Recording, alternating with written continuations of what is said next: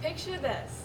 Your teacher asks you a question, what talent do you have that nobody else has? You raise your hand and say, I can lift a fingerprint. You're welcome. That's what you'll be learning today. Forensics has been part of my family for quite a while. I've always been interested in it, and my mom's Uncle Dave wrote the criminal justice curriculum for college. So today you'll be learning two main parts to lifting a fingerprint: the supplies you need and the process to actually lift one. It's going to be something unique that you can probably show off to anybody. In front of me here are all these supplies that you will actually need. So there's plexiglass to actually where the fingerprint is going to be on.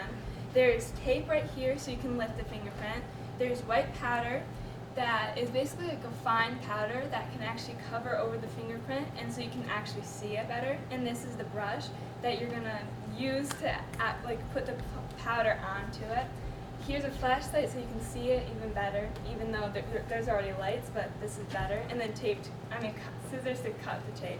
And then we have gloves that I will be wearing so I don't smudge the fingerprint. So as you're going to start, you're going to look at your plexiglass or whatever material that the fingerprint is on. So right now I have the plexiglass, and you're going to take this flashlight.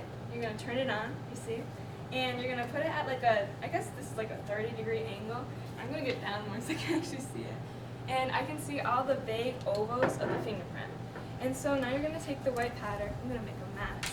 And I'm going to take the brush and get it out. And I'm going to just, this is a very fine brush.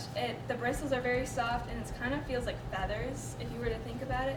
You're going to dip it into the powder and then brush off the excess like that.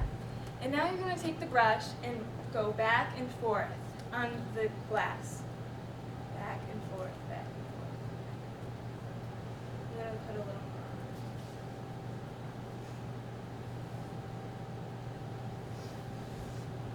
on. And now I can see at least vague ovals. I don't know if you guys can see it, but there's vague ovals there that I can see. And your fingerprint has many different lines and squiggles that go every which way. So every fingerprint is unique, so you're going to want to follow the squiggles or wherever the lines go with your brush. So I'm going to follow it. So I'm going to pick this one right here. And so there's a bunch on here. Okay. And so now I'm going to take my tape, and then I'm going to roll it out, normally shoulder width apart, like this, and you're going to place on the fingerprint that you want.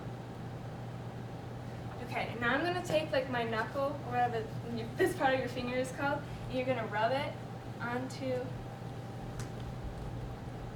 the glass. And then you're going to lift it up, and I can see the fingerprint. You probably can't from here, but yeah. Okay, and then you're going to cut it off like that. And you can place the fingerprint on any type of I guess card, or for white powder you're going to place it on a black card. So okay, lifting a fingerprint is something unique that you can show to any of your friends. From all the important supplies that you need to lift one, and to learning the process to actually tell somebody. If you ever walk into a room where somebody is on the floor with a knife in their back, I would leave that to the professionals. But at least you can answer your teacher's question with, I can lift a fingerprint.